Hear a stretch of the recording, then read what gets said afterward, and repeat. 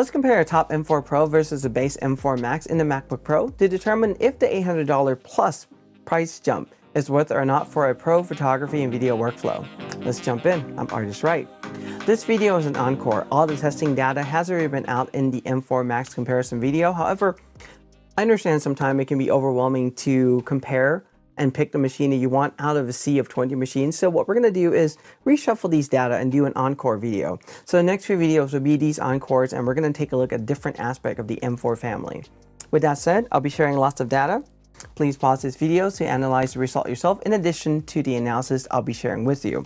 This channel is fully self-funded. If you find information helpful, YouTube super thanks or membership works. I'll also leave a link to my tip jar if you want to help support the channel.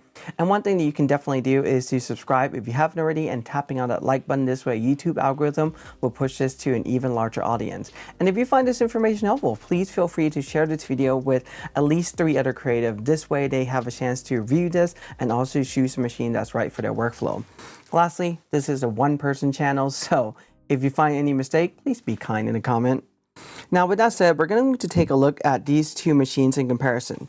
So both of them are going to be in the 16-inch. However, if you're looking at the 14, the numbers are going to scale very similarly to this. With that said though, what's similar about these two between the Pro and the Max is a number of CPU core. However, the variation is the GPU, and the one thing that I don't really talk about much is the memory bandwidth, because it really doesn't matter in a pro photo and video applications as we stand right now. It really does not matter. It's a good value to know, but it shouldn't really be the determination which SoC you're going to get. As far as memory go, there is the 24 and 36 gigabytes of memory. This is where the variation comes in, and the base M4 Max also get locked into only 36 gigabytes of memory. So a lot of limitations there. The other thing about this model is that you can upgrade to 48 gigabytes of memory, but that's pretty much it.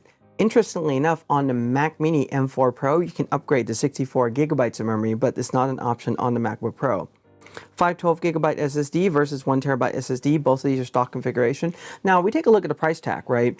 If we start with the 14-inch M4 Pro with the base SoC, right? Base Pro SoC, 512 gigabyte SSD, we are looking at a $1,200 price delta. Remind you that this have a 1 terabyte SSD.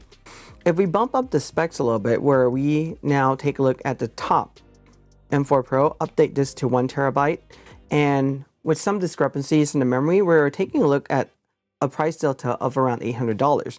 This is pretty much the same thing on the 16-inch. So if you think the 16-inch is going to be a little different, that's not really quite the case, because the one I'm showing you right now, this is 512 gigabyte SSD. The moment you put in a 1 terabyte to make it equivalent to the base M4 Max, you're looking at around an $800 price delta and not $1,000 like what you're seeing on the screen right now. But with that said, we're also going to be taking a look at the M4 Pro and M4 Max. So this is pretty much the base and the top for that. And the M4, there's just only one configuration for that laptop. We'll be adding the result in the compilation chart for the Max for all the previous generation, Pro for the previous generations, and also just the regular vanilla M's for the previous generation, including the M2 Max in the Mac Studio and the M2 Ultra, along with these two machines, and everything going back to the M1 generation. And lastly, the bonus PC. This is the Alienware M18. You can take a look at the specs there. So configuration and buyer's guide at the end. One of the things I always tell us is that if you're doing this for revenue, I would definitely consider anything with the Pro, with the Max, or the Ultra, because it's going to save you that much more time. Now, everything that we're talking about is relative. If you're coming from an Intel generation, I'm going to argue that any Apple Silicon is better. Also, I got people asking me like, hey, can you do an Intel comparison? Like, here's what I have to say about Intel. Go take a look at my M1 generation videos, and you will see how much the M1 is pulling ahead of the Intel or giving it a run for the money. That's all I have to say. Relative performance, that's all you really need to look at. Now, with this in mind, this is my upgrade priority. Start out with the amount of RAM, choose how much you want, because that's going to determine the chip family you go in, and then afterwards choose the chip family that you want to be in.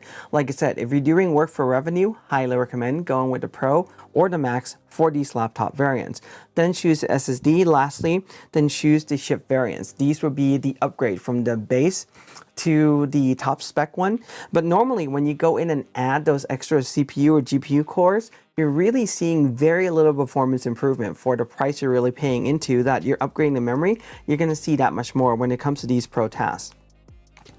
All right, one of the things that I do want to mention is this nano texture display, and is the one that I have on the laptop that I have that's going to be my personal one that I take on the road with me. I definitely love this. It can be calibrated so that the color can be accurate and precise. Yes, it may give you a more slightly muted color, however, that is still precise and that is still accurate. Like I said, I'm going to make a separate video talking about this. I've just been doing so many of these videos right now. I don't have time for that yet, but I will have that video coming up really soon because I know many of you want to see that. Calibration pass for all of these using both software for Calibrite software and also BenQ Palette Master Ultimate. And I've tested all M4, M4 Pro, M4 Max without any issues. The recommendation I have if you're getting these is to set up as a new machine, especially if you're coming from an Intel generation. But even if you're just jumping from the M generations, there's nothing wrong with setting up as a new machine. And a lot of times you get a cleaner configuration that way.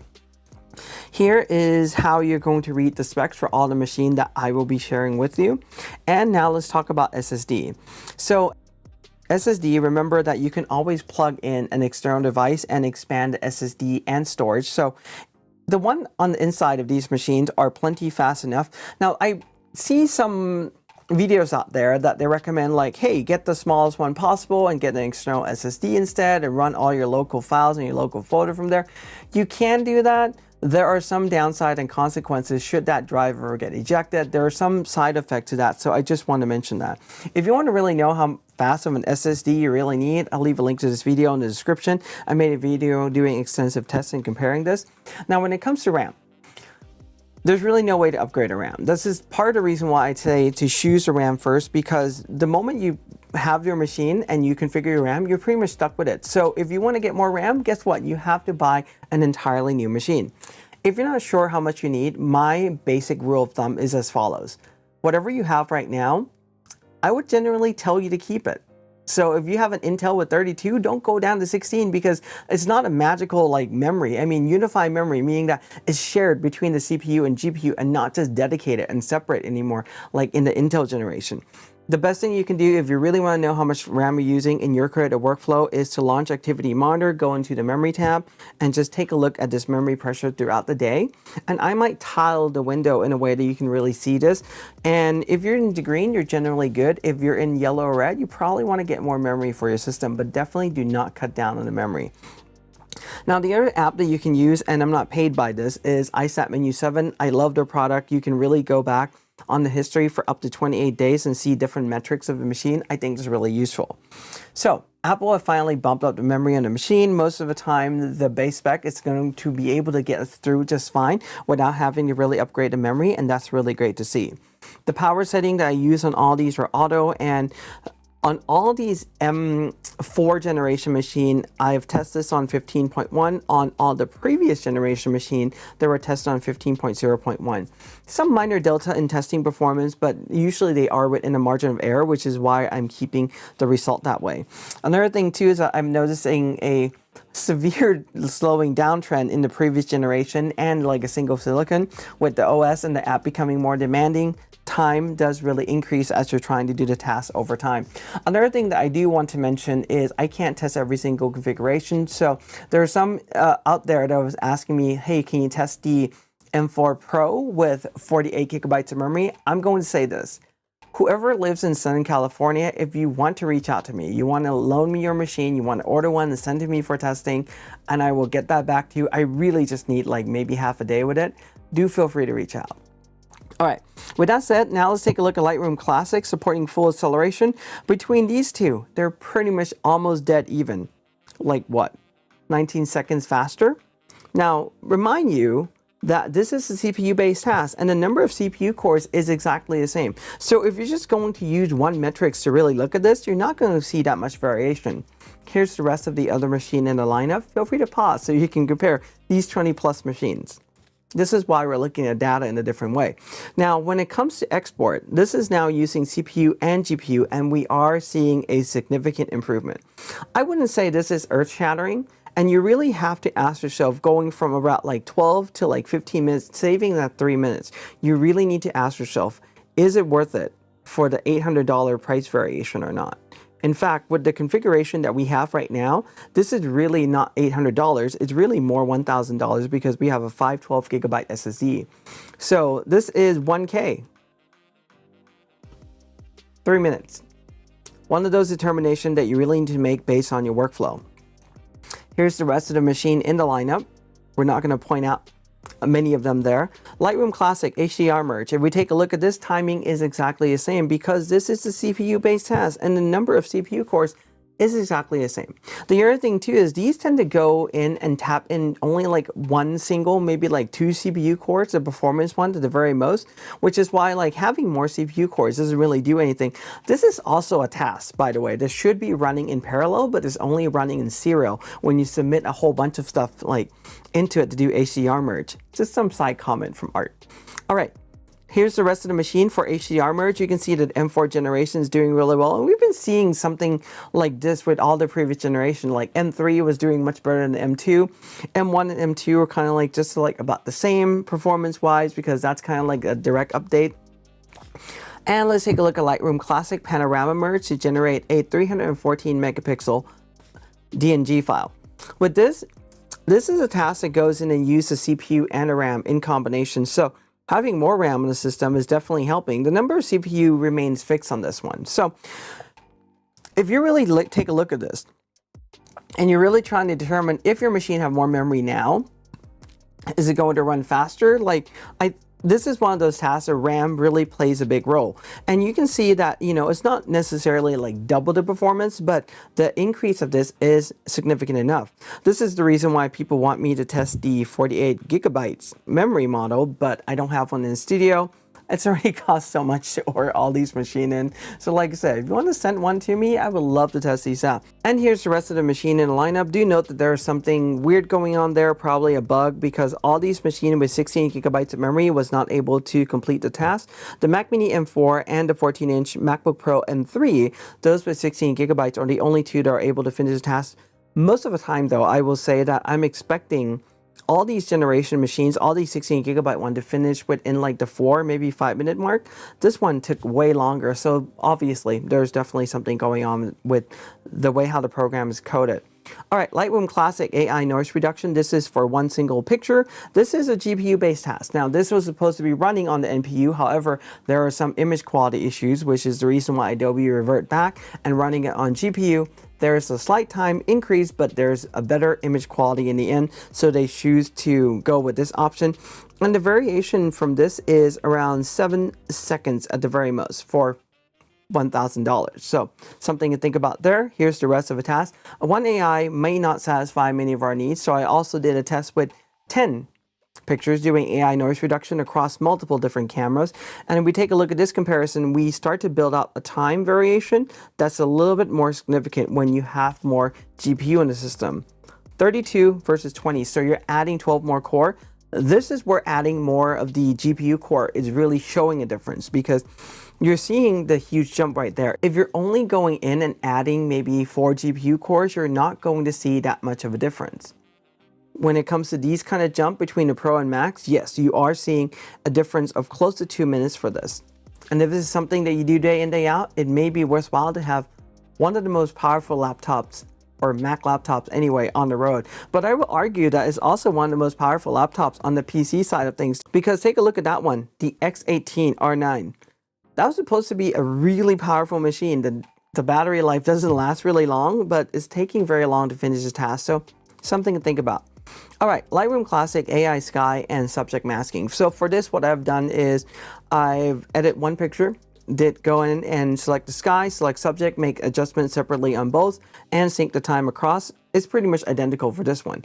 I've only done this with 10 files, so probably increases to a larger number in the future testing to see where this goes, but we can see where the machine expands. And interestingly enough, this is a task where the X18 really comes up on the top. So something interesting to note there. All right, this is Lightroom desktop version, and for this, exporting 1000 files when you're going using CPU, GPU, and RAM in combination, and the time is pretty much only 8 seconds apart. So if you're using Lightroom desktop, well, maybe it doesn't make a lot of sense to spend the extra $1,000 to gain extra 8 seconds of time, or to save that extra 8 seconds. But do note that the algorithm for exporting on Lightroom Desktop and Lightroom Classic are totally different, so that's something interesting there. Capture One. This is where we're going to see something very interesting. So, import time between these two, 43 seconds longer on this particular one compared to that one. Capture One import, I will commend them that the import preview is really fast. I wish Lightroom Classic was this way, or I wish Lightroom Classic was more just like Lightroom, where it just gives you the preview instead of having to generate it all the time, or just generate it faster like Capture One. But this is where my compliment for Capture One kind of just ends, and this is just the rest of the data. Now, when it comes to GPU export, interestingly enough, we're not seeing that huge of an improvement between these two at all. You're talking about what?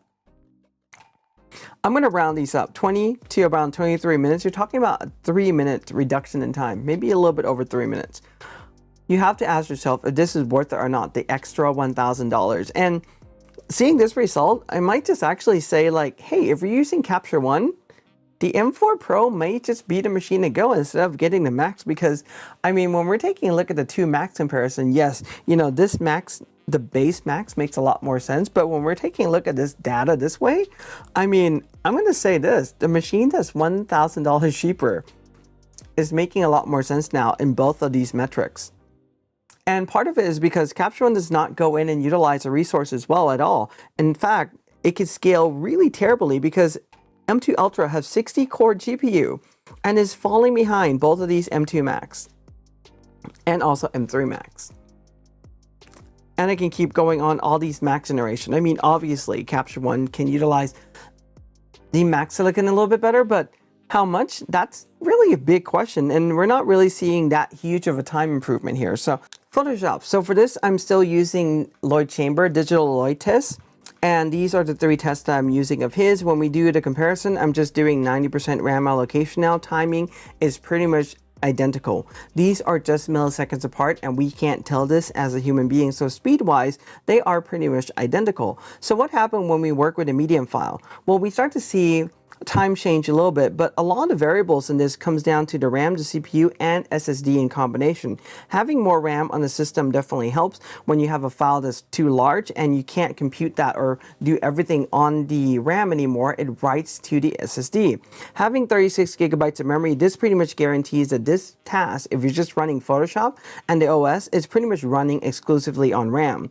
When it comes to this one, chances are it's mostly running it on RAM. However, there may be some swap that's happening, and usually when swap happens, time starts to increase. Now, when we take a look at the Photoshop Huge 56 gigabyte, this is not something that majority of us would do. However, I know there are some that are working with these large file type, but this is here for reference. And we can see that the timing is more than double faster on the Max because of a few variables. Number one, we have more memory on the system, 36 compared to 24, even though it doesn't really seem like that big of a difference having 12 more gigabytes. But the other variable too also comes into the SSD size, but not so much the size itself, but the speed of the SSD. Because when we get to like the 1 terabyte model, we're really talking about like 4,000, 5,000 megabytes per second. So having that run faster is going to make a difference. But as much as I say that, let's be real. We're not running most of these tasks, right? Most of us are not doing this. If you are running this task, definitely upgrade your machine. That's all I really have to say to you. And if that's what you do on a daily basis, yeah, it's definitely worthwhile. All right, Puget Bench system, and I'm using the standard test result, not the basic one, because standard one have gone through a lot more testing. Scores is going to be lower than the standard one. When we take a look at this, we're talking about a whopping 700 points faster for $1,000 more. Maybe having the Max is not that much worth it anymore. The rest of the score, and now let's take a look at Final Cut Pro. All right, we're taking a look at Export H.264. This time is half of that, just about.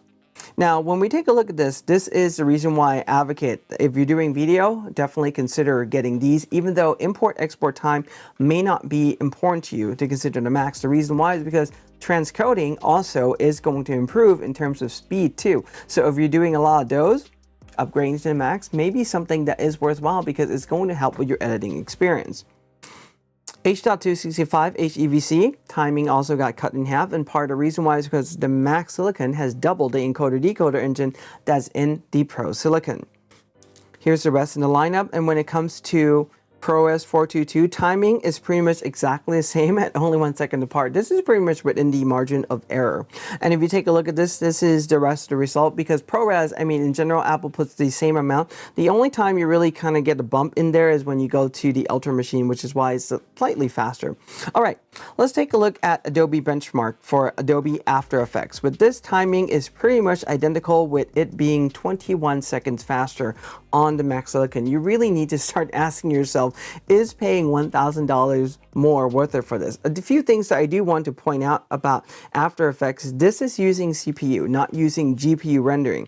Most of the time I've done the test, timing is not that much of a difference between these two, but the reason why Adobe decided to use CPU is because there's a lot of artifacting and posterization that gets introduced when you're using GPU for rendering. Here's the timing for the rest of the other machine in the lineup, Premiere Pro. When we take a look at Puget Bench Score, this is the standard testing. We can see that it's roughly about like 1,500 points increase in terms of performance. And again, you really have to ask yourself if the $1,000 price increase is really worth it or not.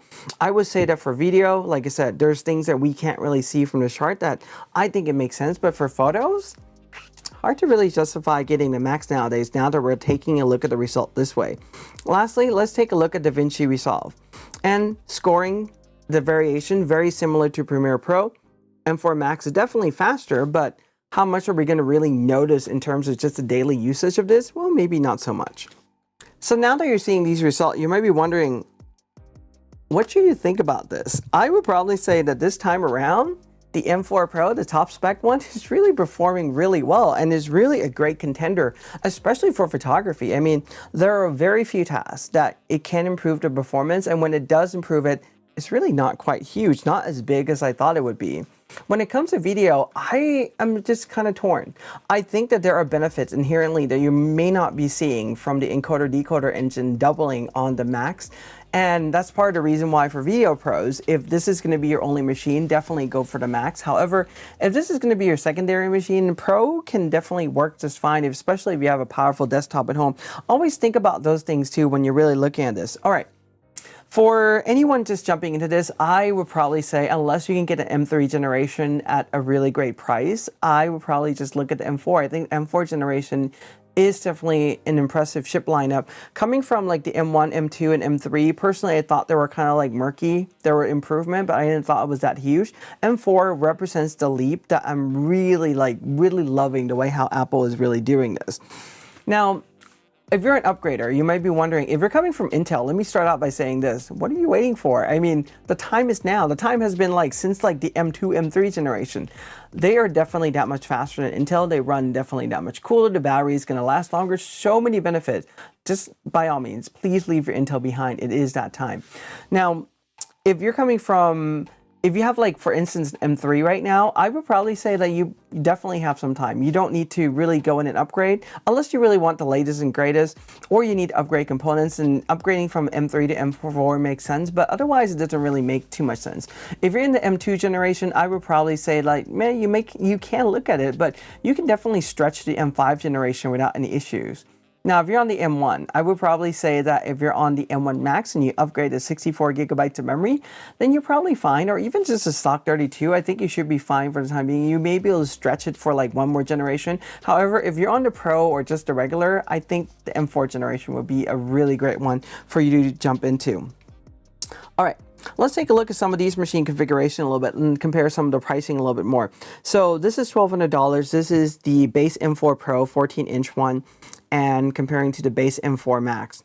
If we upgrade the components to the top M4 Pro, upgrade this to 1 terabyte SSD, we are looking at a price delta of $800, the variation between these two. And when we take a look at the 16-inch model, it looks like $1,000 right now. That's because we are running on the 512 gigabyte SSD. If you upgrade this to a 1 terabyte SSD, you're looking at an $800 price delta.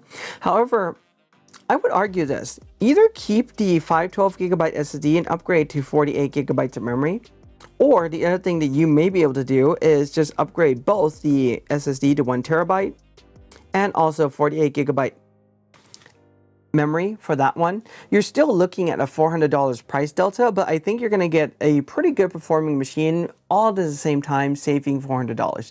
That's personally my thought about that. And like I said before, if any of you out there have a 16-inch or a 14-inch model for that matter for the M4 Pro with 48GB of memory, you want to have me borrow the machine for about like 4 or 5 hours just for me to test, do feel free to reach out to me, especially if you're in SoCal. All right.